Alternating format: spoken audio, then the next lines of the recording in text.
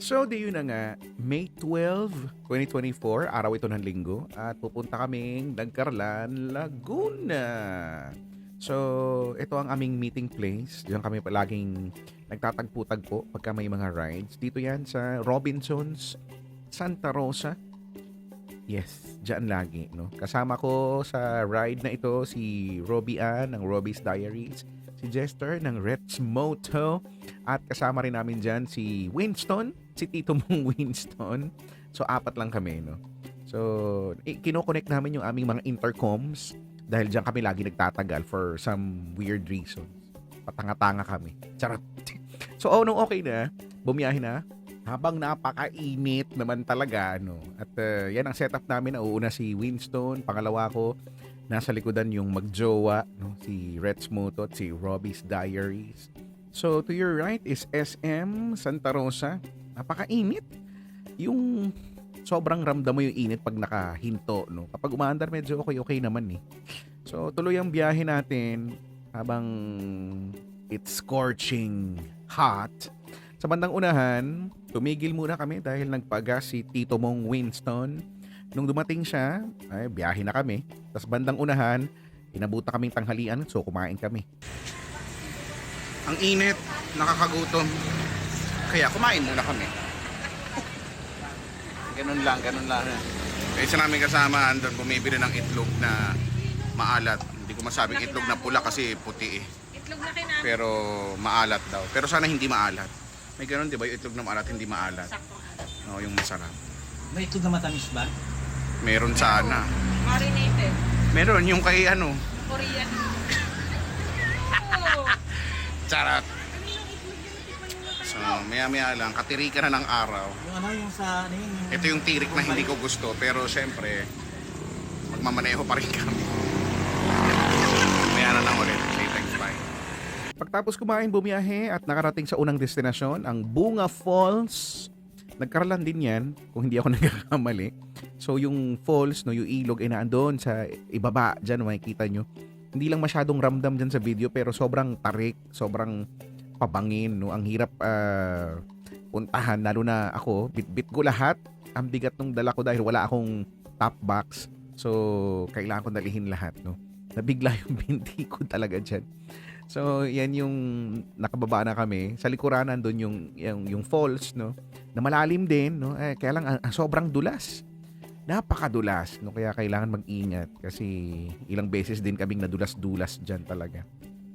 So, pagkatapos lang naman yan, ay dumiretso na kami doon sa pakay talaga namin, no? Side trip lang namin yon. Ang pupuntahan talaga natin ay camping, no? So, magka-camping tayo. Hindi naman sobrang kalayuan mula doon sa Bunga Falls. So, sinundan ulit namin si Tito mong Winston.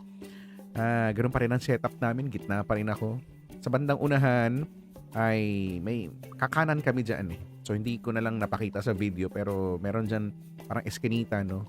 Doon kami kakanan at dire-diretso. Yan, nakakanan na kami dyan. Dire-diretso lang yan. Yung makipot, na kalsada. Very province feels, no? Pero refreshing naman kasi nga may mga puno-puno. Sa bandang unahan, ayan na. Narating na namin ang aming destination. Pero syempre magpa-park kami. At ang pupuntahan namin, ito nga, yung Yambo Lake. Yan, doon sa Yambo Lake, pwedeng mag-camping. So, ayan na yung loob nun, no? Bababa lang konti. Hindi yan man-made lake, talagang natural yan. So yan yung grass area, yan diyan pwedeng mag-pitch ng tent. Hindi pa masyadong marami yung tao diyan na magte-tent, no. Yung mga nasa day tour na andyan pa rin. Pero maya-maya lang aalis na sila, mapapalitan ng mga mag-overnight kagaya namin. Yan ang setup namin. Habang pinaglalaruan ko ang aking 360 camera, amin yung orange, yung green, pati yung kaninang violet. So, ayan, ikot-ikot lang para makita mo yung view. Maganda siya, no, actually. Very refreshing. Like there's no tomorrow-ish. Tapos, meron akong mga nakikita dyang mga kuya na mga cute. Sharp. Ang harot.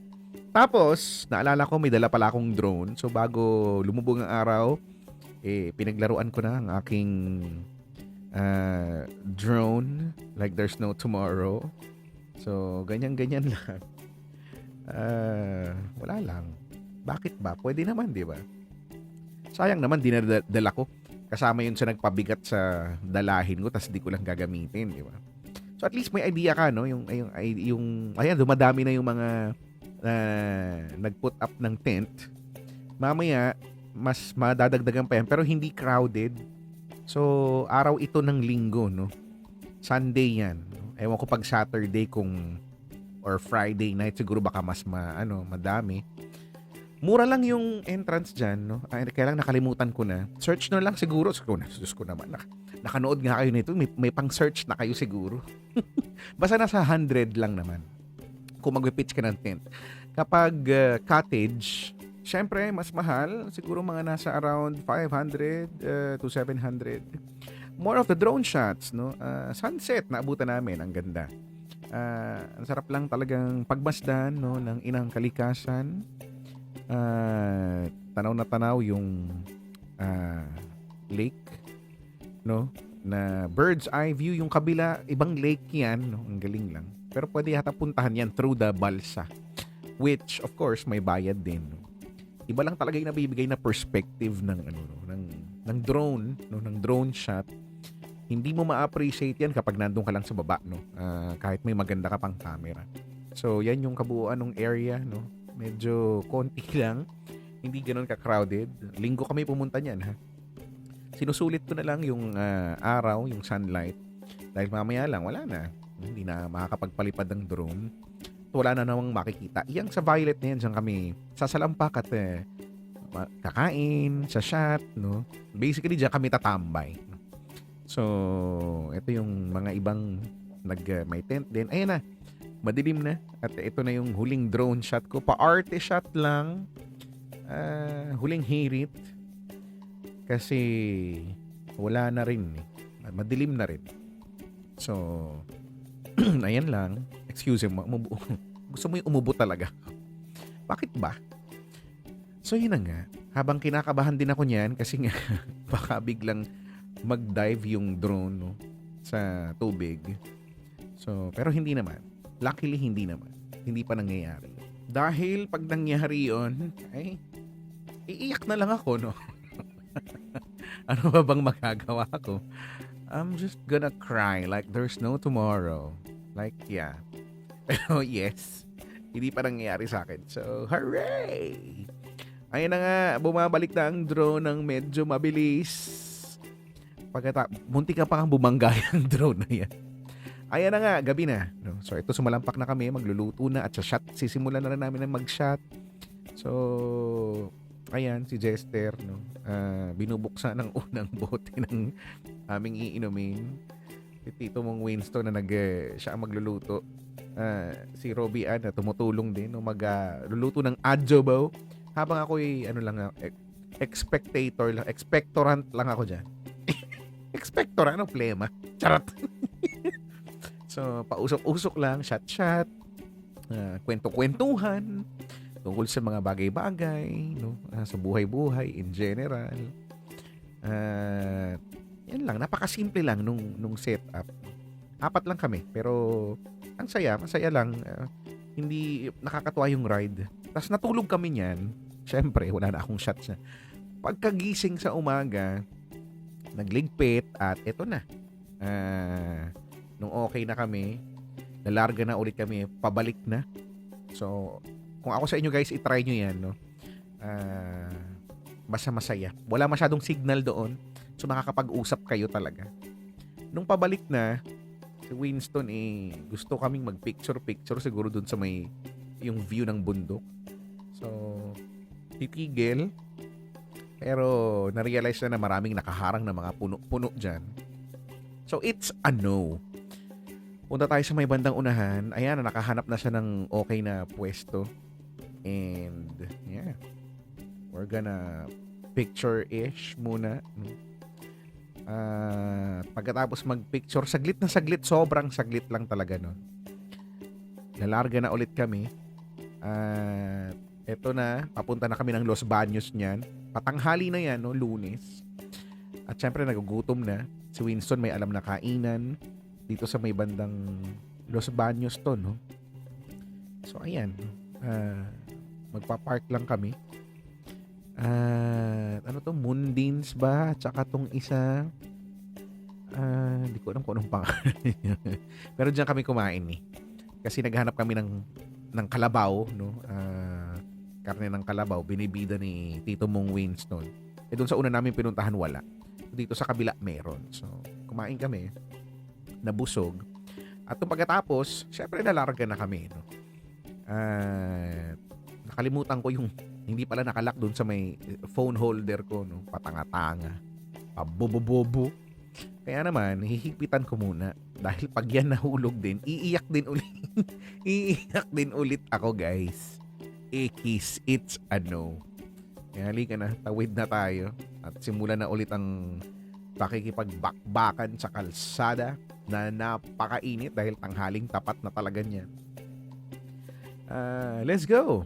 Ayan o, tignan mo. Kahit na katiri ka ng araw at para kaming naluluto, si ate ang chill lang with the pink helmet and big red ribbon on top of the helmet. So, sa unahan lang, ito na, no, pa Santa Rosa na ulit. Nakabalik na kami na Santa Rosa. Kung yung point kung saan kami nagsimula, matatanaw na dyan sa bandang kaliwa sa unahan, no, yung Robinsons, Santa Rosa. Yun ang meeting place, as always. Ako gusto ko na makauwi talaga niyan dahil alam mo na, Pagoda cold wave lotion. Ang tanda nung Pagoda cold wave. Ito na, nasa Binya na ako. Halang Road. Sabi ng mga matatanda sa amin, kaya daw yan halang. Kasi daw, mga halang daw yung kaluluwa. Ang siraulo no, ng mga matatanda sa amin dati. Pero di naman totoo yun, kaya maniniwala doon. Mababait yung mga tao. Mababait yung mga tao dyan. Si ate, di ko alam kung nakangiti ba siya o naiinitan. Southwoods exit yan. Yan medyo traffic-trapikan, no? Eto, tignan na natin. Tatawid tayo sa tulay. Tapos lilingon ako pa kanan dyan. Makikita nyo bahagya yung SLEX. Pa Maynila yan yung kanan. Ayun. Wala pa masyadong traffic. Tapos ito na, nakatawid na. Welcome to Southwoods City. So ito yon, Southwoods. No? Kung na nakikita nyo sa mga bus, no, Southwoods, dito yon. Ito yung lugar na yon. No?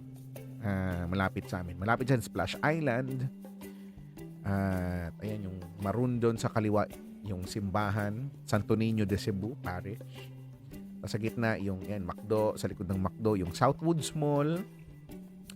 Okay. Tapos, makikita nyo dyan, sa kanan, yung Mercury Drug na 24 hours. At may drive-thru. Pero yung drive-thru, hindi 24 hours. Sa kaliwa, yan, mga Shakey's na dating hindi 24 hours, ngayon 24 hours. Yung Army Navy, dating 24 hours, hindi na 24 hours ngayon. Ang gulo-gulo, pabago-bago. Tapos yan, may Shell sa kanan. Sa kaliwa, yung Baga Manila na nagbubukas Wednesday to Sunday. Daming tumatambay dyan. Dito naman sa kaliwa, Petron. Tapos, may nagta-traffic talaga dyan. Minsan mini EDSA yan eh. Tapos, sa una-unahan lang niyang Petron ay Caltex. At dyan ako liliko. So, dito sa lugar namin, sabi ko nga, pag dito naubusan ka ng gasolina, maliban sa kung may mangyari talagang kung ano man, ano, naubusan ka lang talaga, parang bobo ka talaga. Kasi walang dahilan para maubusan ka ng gasolina. Bukod dyan, may iba pang mga gasolinahan. So, ito, papasok na sa subdivision. Sa bandang unahan, no, makikita nyo yung, di ko alam kung nasisipat nyo yung bundok kung tawagin namin. Pero, di naman talaga siguro bundok. Mataas na lupa, no? Burol, I don't know. So, taga-bundok kami. Literal. Dati inakyat namin yan nung bata pa kami. Ngayon, hindi na pwede. At hindi ko na rin kaya, no? Dito nga sa ride na to, sumakit yung pagkatao ko. So, ito na. Dito na matatapos ang ating ride. Maraming salamat sa mga sumama, no? Kung nakaabot ka sa portion na ito, maraming salamat. Clap, clap, clap. Hanggang sa susunod ulit. Okay? Okay? Thanks. Bye!